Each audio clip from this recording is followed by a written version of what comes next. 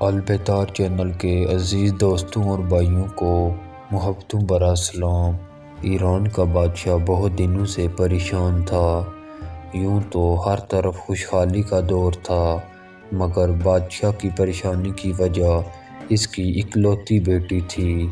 بادشاہ اپنی بیٹی کی شادی کر کے اپنے فرض کو پورا کرنا چاہتا تھا، لیکن شہزادی نے بھی عجیب اعلان کر رکھا تھا کہ جو شخص شہزادی کے 3 سوالوں کا جواب دے گا، شہزادی اس سے شادی کرے گی۔ آس پاس کی ریاستوں کے کئی شہزادے آئے مگر سب کے سب ناکام لوٹے۔ اسی ملک میں ایک نوجوان رہتا تھا جس کا نام اعظم تھا۔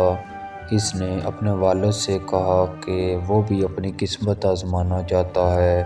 اعظم کے والد ایک عالم تھے اور برسوں سے لوگوں میں علم کی روشنی بانٹ رہے تھے۔ باپ نے بیٹے کی خواہش دیکھی تو بولے، بیٹا اگر تم ناکام لوٹے تو تیرا کچھ نہیں جائے گا۔ لوگ کیا کہیں گے کہ ایک عالم کا بیٹا ناکام ہو گیا۔ اعظم اپنے والد سے کہنے لگا کہ بابا بڑے بڑے شہزادے لوٹ گئے، اگر میں بھی ناکام ہوا تو کیا ہوگا؟ یہ تو مقابلہ ہے، جو بھی جیت لے اور شاید وہ خوش نصیب میں ہو جاؤں۔ آخر باپ کو بیٹے کی ضد ماننی ہی پڑ گئی۔ اعظم خوشی خوشی محل کی طرف چل پڑا۔ شہر بھر میں یہ خبر جنگل کی آگ کی طرح پھیل گئی۔ مقررہ وقت پر محل لوگوں سے بھر گیا۔ بادشاہ تخت پر بیٹھا تھا، جبکہ ملکہ عالیہ بھی محل میں موجود تھی۔ آخر شہزادی نے اپنا پہلا سوال کر ڈالا۔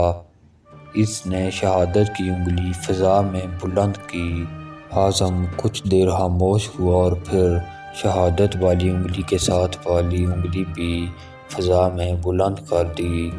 یہ دیکھ کر شہزادی مسکرا اٹھی اور ملکہ عالیہ بولی، شاباش اے نوجوان، تم پہلا مرحلہ کامیابی سے طے کر چکے ہو۔ دوسرے سوال کے لیے شہزادی کرسی سے اٹھی اور ہاتھ میں تلوار لے کر اس کو فضا میں چلانے لگی اور پھر دوبارہ اپنی نشست پر بیٹھ گئی۔ ہر درباری کی نظر اعظم پر تھی۔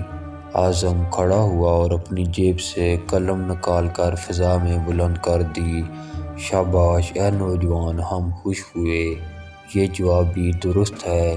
ملکہ عالیہ کی آواز دربار میں ابھری، 2 سوالات کیا تھے اور ان کے جوابات کیا تھے؟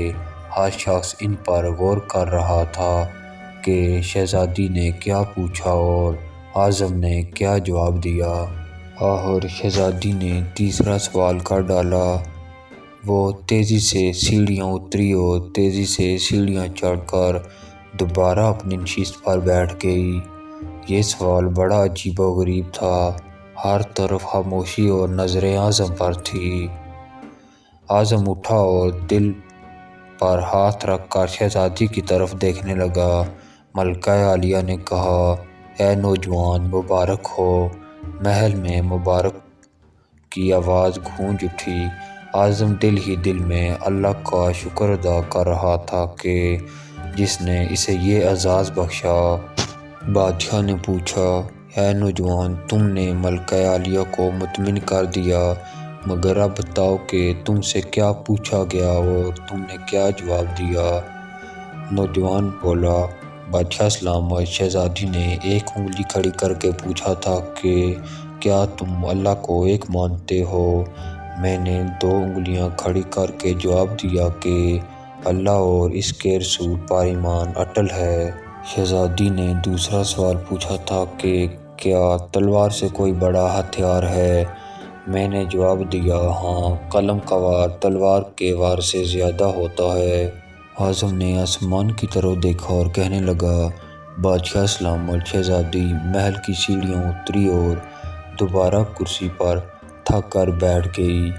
انہوں نے پوچھا کہ میں تھک چکی ہوں لیکن میرے جسم کی ایک چیز نہیں تھکی۔ میں نے جواب دیا، دل، کیونکہ انسانی جسم میں دل ایک ایسی چیز ہے جو کہ پیدائش سے لے کر موت تک بغیر تھکے کام کرتا ہے۔